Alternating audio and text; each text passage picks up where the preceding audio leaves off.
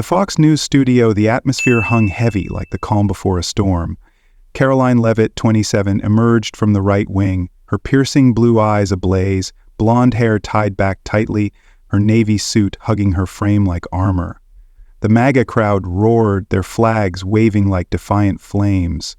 Opposite her, Robert Niro, 81, a Hollywood legend, advanced, his glossy black suit exuding authority, a smug smirk curling his lip. Claps from the liberal side mixed with jeers of dissent. Their gazes locked, youth against experience, MAGA versus Hollywood. A battle to the death began, with no quarter given. Karoline Leavitt appeared first, her petite but resolute figure stepping out from the right wing, her high heels striking the polished wooden floor, each tap a drumbeat summoning war. The navy suit clung to her, accentuating her slender yet vibrant form, her blonde hair pulled back neatly to reveal a sharp face free of excess makeup. Her eyes, deep blue, cold, unwavering, swept the crowd like a hunter sizing up prey. No smile, no hint of weakness. The MAGA supporters, champions of Make America Great Again, leapt to their feet, small red and white flags flailing in their hands like a blaze in the wind, their shouts of "Karoline, Karoline!" thundering, drowning out the mocking whistles from the opposite corner, where liberals sat with skeptical, scornful stares. She stood there, gripping the microphone like a sword, eyes unblinking, awaiting her opponent's entrance for the clash she'd long prepared for. Robert Niro emerged from the left wing, his steps slow and deliberate, each one resonating with calculated confidence, a man who'd once ruled Hollywood's heights. His sleek black suit encased his aging frame, yet radiated power, polished leather shoes reflecting the stage lights, and that smirk, smug, arrogant, seemed to declare he'd seen it all, won it all, and tonight would be no different. The liberal crowd, backers of progressive values and foes of Trump, cheered wildly, their applause clashing with the MAGA boos, forming a chaotic symphony like waves crashing on jagged rocks. He paused center stage, shoulders squared like a boxer ready to strike, his sharp gaze scanning the stands before settling on Leavitt, as if appraising an unworthy foe. The air stilled for a heartbeat, the world holding its breath before the storm broke. And in that moment, these two, one a symbol of youth, the other of a bygone era, faced off, primed for an unrelenting fight. John Hannity, the host, with his trademark half-smile and slicked-back hair, strode to the stage's center, arms raised like a referee in a boxing ring, his voice booming through the mic, cutting through the crowd's murmurs. "Ladies and gentlemen, tonight we have an unyielding showdown. Robert Niro and MAGA spokesperson Karoline Leavitt." Applause erupted, laced with jeers, turning the studio into a powder keg ready to explode under the heat of political division. Hannity turned to Niro, eyebrow arched with amusement. "Bob, you're up first, huh?" Niro nodded, his smug grin widening across his wrinkled face, as if he were poised to crush his opponent with a few choice words, as he'd done to countless foes in his storied career. He gripped the mic tightly, his deep, gravelly voice echoing like a memory from the harsh streets of 1960's Little Italy, where he'd grown up amid dust and car horns. "I'm here to say one thing," he began, his eyes sweeping the crowd as if to incinerate every face, every waving MAGA flag.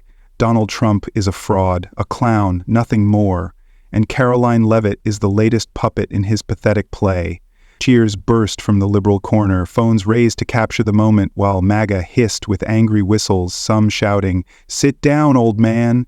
But Niro pressed on, unfazed by the uproar. He leaned forward, left hand raised like a seasoned stage actor, his voice growling with contempt. "You think I'm joking? I've met guys like Trump, shiny on the outside, hollow inside. I played gangsters in movies, but Trump's the real gangster, and Leavitt's his naive lackey. 27 years old. She hasn't lived enough to know what she's doing." Laughter rang from the left, a few hollering, "That's right, Bobby!" as MAGA roared back, their boos overpowering the studio speakers, transforming the space into a chaotic arena. Niro sidestepped, pointing at the camera as if staring through the screen straight at Leavitt, his tone dropping but cutting like a blade. "She's the youngest press secretary in history. Sounds impressive," he continued, sarcasm dripping from every word. "But what's she done besides cover for Trump? Take the signal leak. She let the world see Trump's plans just by adding the wrong reporter to a chat. Accident or not, I don't know, But if that's how she represents America, we're in deep trouble. The crowd erupted again, laughter mingling with shouts, the air heating up like a furnace at its peak. Niro shrugged, his smug smile blooming across his aged face, the deep lines around his eyes tightening as if he'd just landed an unblockable knockout punch. Hannity jumped in, half joking, half serious. "Bob, she's about to take you on right now. What do you think?" But Niro cut him off, sharp as a razor. "Take me on? I'd love that. I want to hear her explain how she justifies being Trump's puppet, a guy I've called a menace for years." Behind the scenes, Karoline Leavitt stood motionless, her small frame shrouded by the thick red curtain, but the stage lights caught her face, highlighting those deep blue eyes now narrowed like a panther's on the hunt. She didn't tremble, didn't flinch, though Niro's words stabbed at her honor, her faith, everything she'd sacrificed to stand here tonight. Her hand clenched the curtain's edge, nails digging into the rough fabric, yet her breathing remained steady, cold, like a warrior seasoned by battle, accustomed to skeptical glares and insults from those who thought she didn't belong. Beside her, her assistant, a young woman named Emily with brown hair and a ponytail and anxious eyes, frantically swiped on an iPad, her shaky hands searching for the clip Leavitt had demanded before the show, a secret weapon she'd honed for days. "Where's the clip, Emily?" Leavitt's voice was low but sharp, a command, brooking no defiance, slicing through the wing's tense air. Emily looked up, sweat beading on her forehead despite the chill of the blasting AC. "Uploading to the system, ma'am," she replied, voice quavering, fingers still racing across the screen. "It's from CNN, 2016. Niro praising Obama. Ready in 30 seconds. Leavitt nodded, saying nothing more, her gaze fixed on the stage where Niro held forth, his voice booming through the speakers like a rehearsed oration. She heard every word, the jabs at her age, at Trump, at the signal leak the liberal press had dug up for weeks. But they didn't enrage her. They were fuel, stoking the fire that had simmered within her since her first steps into politics, a young woman with big dreams and unshakable conviction. This wasn't the first time she'd been underestimated. In her mind, memories flickered like a short film on slow rewind amid the storm of the present. She recalled her early days in Washington, 2020, a nameless aide in Kayleigh McEnany's team during Trump's chaotic campaign. At 22, fresh from college with a political science degree from a New Hampshire public school, she'd plunged into the political fray with all the zeal of youth.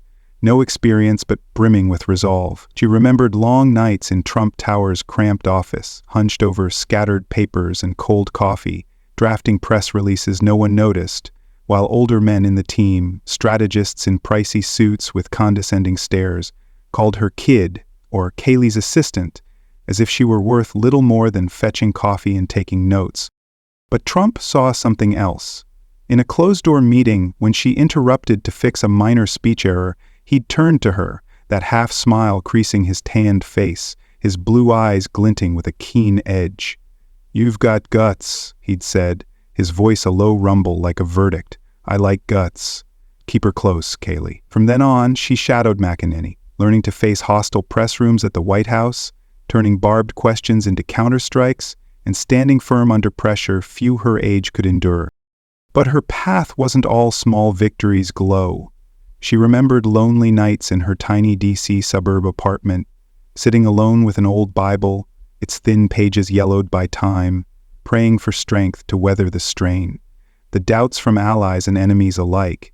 Her family in New Hampshire, her parents, factory workers who'd sacrificed everything for her college, didn't fully grasp what she was doing. "What are you up to out there, Karoline?" her mother once asked over the phone, worry threading her confusion. "Those people, they're not like us."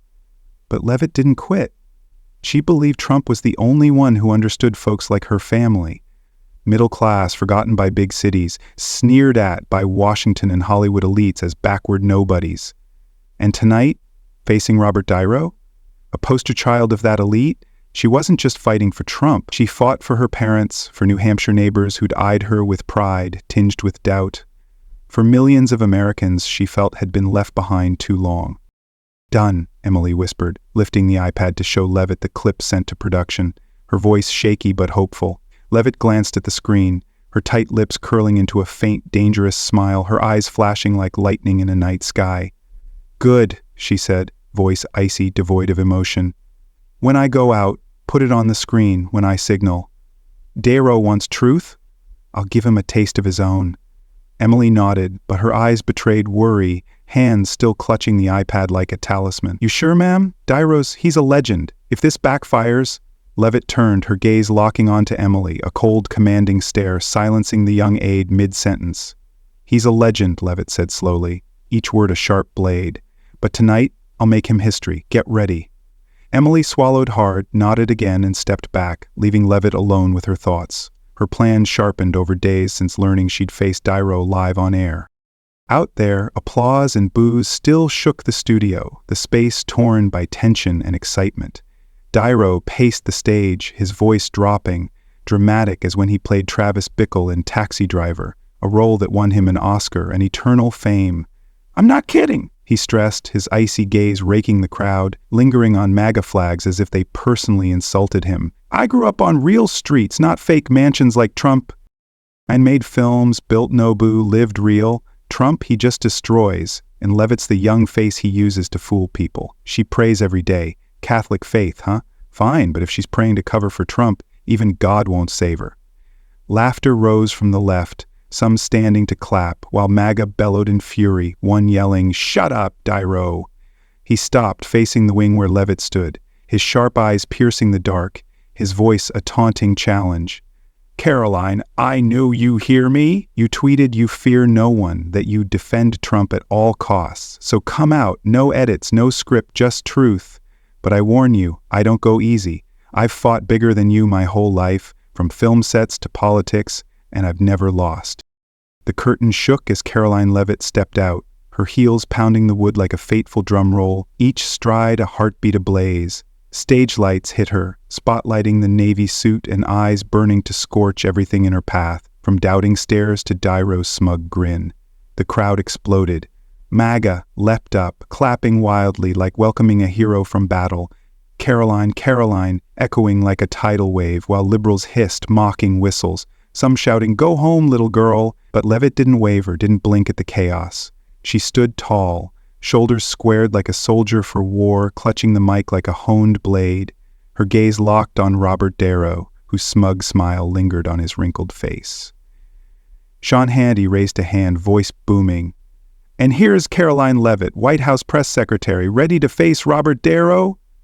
Applause clashed with boos, the space a furnace primed to blow under the heat of confrontation.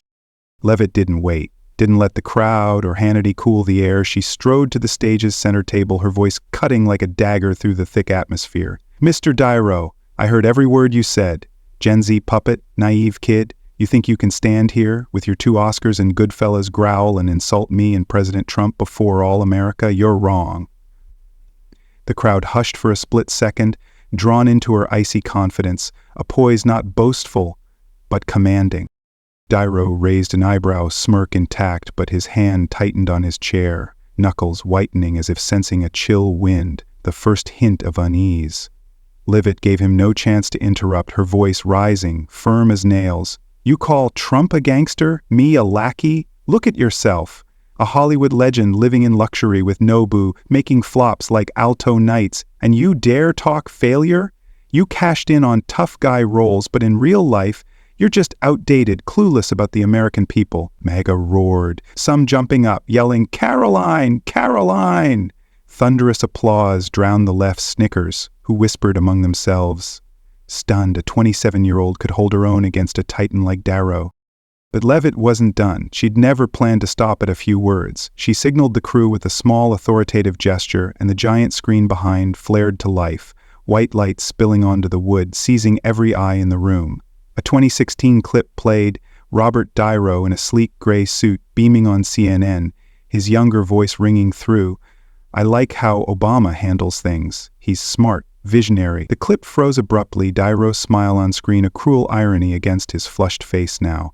Leavitt turned to him, her voice steel striking iron. "That's you, Mr. Darrow, praising Obama, the man Trump beat to change millions of lives. So who's the hypocrite here? You hate Trump but backed what he fixed.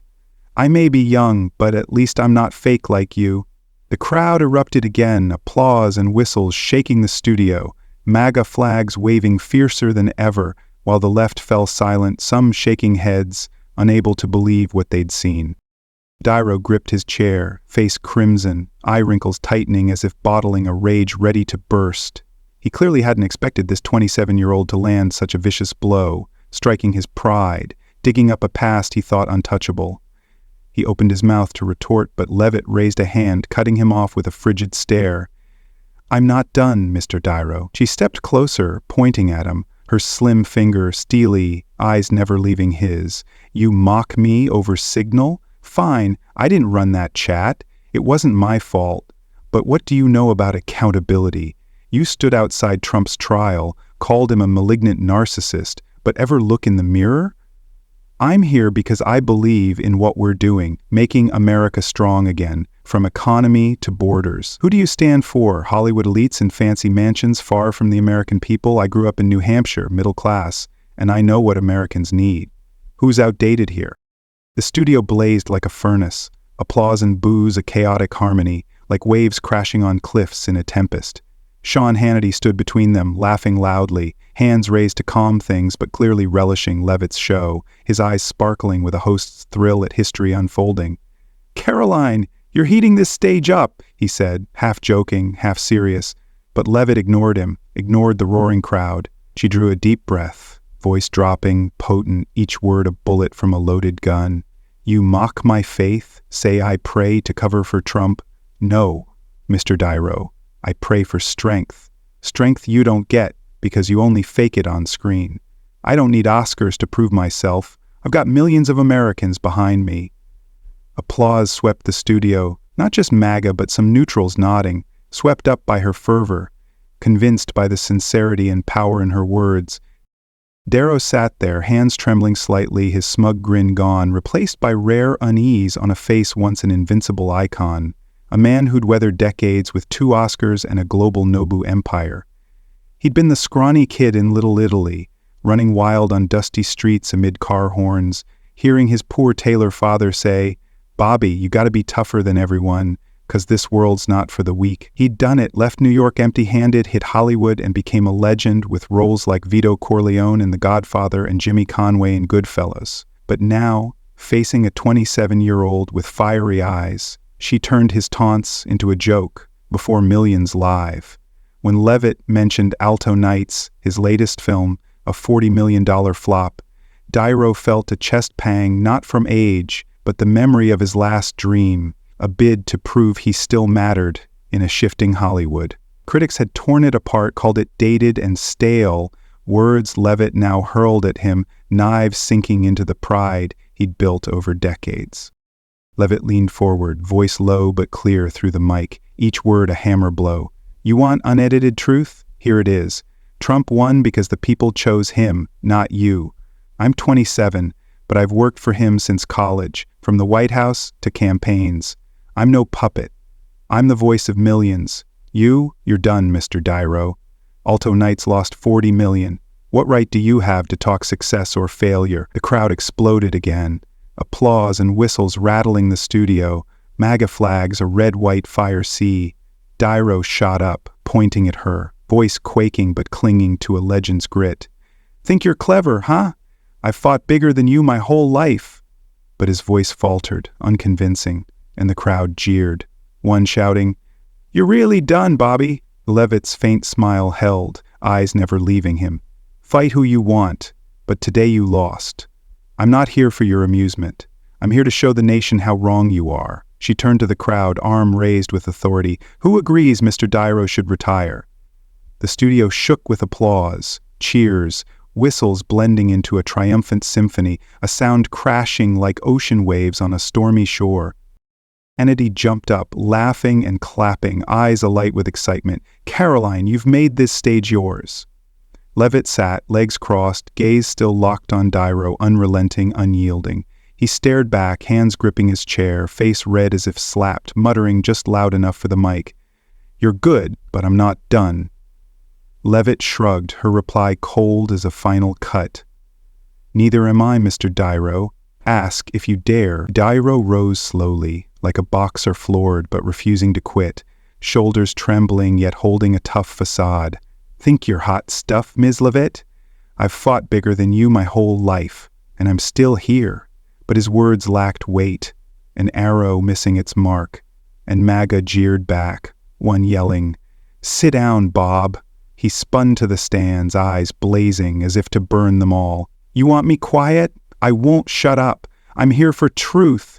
Trump's dangerous and she's just his megaphone. But his voice cracked, no longer resonant, and crowd laughter rose as if he'd turned himself into a clown on the stage he'd meant to dominate. Hannity cut in, half teasing, half serious, trying to ease the air but unable to hide his glee. Bob, cool it, she brought receipts. How do you answer that clip?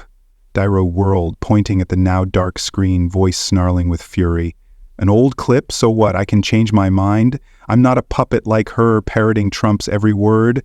But his retort only fueled more laughter, one shouting, "You're really done, Bobby." Leavitt leaned forward, faint smile intact, voice calm but icy sharp. Scripts? Huh? I don't need anyone writing for me. You, Mr. Niro? Your whole life's been scripts, from The Godfather to The Irishman. I'm here because I believe what I say. Applause roared again, stronger, a wave sweeping away Niro's last gasps, leaving him staggering on stage, a legend losing his luster. He clutched the mic, face red as if about to burst, yelling in desperation like a cornered beast. Don't get cocky with me. I built a career from nothing in Little Italy, not with Trump or Fox News. I've got Nobu, films. What do you have but a mouth spouting Trump's orders? But MAGA's applause drowned him, a shout ringing out. Alto Knights lost 40 million, Bob, Hannity guffawed, leaning back, hands clapping. Karoline, you got him fired up. Niro spun to Hannity, voice harsh, nearly a scream. She's not firing me up, she's just an arrogant kid. I've fought Trump since she was in diapers, stood outside his trial, faced his mob, but his words were a breeze, no longer convincing, and Leavitt replied, voice low but cutting, I pray for strength, Mr. Niro. What did you pray for when Alto Knights flopped so hard? Laughter boomed through the studio, a sound overpowering the speakers, and Niro dropped the mic on the table, eyes vacant, as if realizing there was no way back. As the show cut to commercial, the studio's fire didn't die. It spread like a wildfire. Social media ignited seconds after Fox News posted Leavitt's "You're done, Mr. Niro" clip on X. The platform America watched tick by tick. Leavitt frees Niro shot to top trends in minutes. Thousands of MAGA users leaping in like virtual warriors. A big account with 500,000 followers wrote, Karoline Leavitt just knocked out Niro. Gen Z 1, Hollywood 0, with a shot of her on stage, eyes ablaze like a general claiming victory. Memes spread like wildfire, Niro red-faced, hands shaking, captioned when you think you're Vito Corleone but Gen Z schools you, or Leavitt with killer Karoline, MAGA's comeback queen. Within an hour, a short video syncing Leavitt's "You're Done" with Niro's silence in The Irishman hit over 200,000 views, racing across feeds like an unstoppable manifesto. Then, Donald Trump, the man Leavitt swore loyalty to from day one, spoke on X, his tweet fanning the flames. Karoline Leavitt is fantastic. She just showed Niro and fake Hollywood the truth. So proud. That line, with his 80 million followers, sealed it, turning Leavitt's win into a MAGA icon, an indelible mark in the culture war splitting America. Meanwhile, Niro left the studio, face dark, his team trailing silently like shadows under hallway lights. He paused before the back exit, turning to his assistant, a middle-aged man with gray hair and thick glasses, muttering hoarsely with rage and defeat. I'm not done. She wants to play, I'll show the country who she is, a green opportunist. But his words carried no weight, no echo of the days he commanded sets of hundreds. His assistant nodded, eyes empty, as if he too doubted Niro could turn this crushing loss around. Leavitt, by contrast, stepped from the wing with a fleeting, dangerous smile, like a warrior after her first triumph in a long war. Reporters' flashes burst like fireworks as she hit the main exit, questions pelting her. Mrs. Leavitt, will you take on Hollywood again? What's Trump's praise mean to you? She paused, fiery eyes sweeping the throng, then flashed a cold smile, her voice a declaration of war. I'm not here for games. I'm here to fight. For President Trump, for the American people. Darrow's just step one. Her words were a bullet in the air, silencing reporters for a beat before unleashing a storm of new queer. Leavitt didn't linger. She climbed into a waiting black SUV, the doors slamming shut, leaving the crowd buzzing with guesses and hopes, flashes flickering like lost stars in the night. As the last studio lights dimmed, America still buzzed. Karoline Leavitt, victory in hand, stood on a new peak, a young warrior who'd turned Darrow's defeat into a launch pad for her and MAGA's ambitions. At 27, she'd done what seasoned politicos wouldn't dare, made Fox News her battlefield, felling a giant like Darrow with razor-sharp prep, unshakable faith, and a counterpunch that left the nation restless. She didn't just fight for Trump, she fought for herself, for lonely Washington nights, for prayers in the dark, for millions she believed elites like Darrow had forsaken. Darrow, still claiming "I'm not done," faded into a shadow under the spotlight Leavitt now owned, a legend outpaced in a fast-changing America. On X, one user posted a final tweet that night. Leavitt vs. Darrow wasn't just a fight, it's the start of a new America. Who'll shape the future? The answer's ahead. Night fell, but the clash's embers still glowed in America's heart. A story closed on Fox's stage, yet an opener for what no one dared predict. A new chapter in the war of youth versus past, MAGA versus Hollywood. Two clashing visions of the American dream.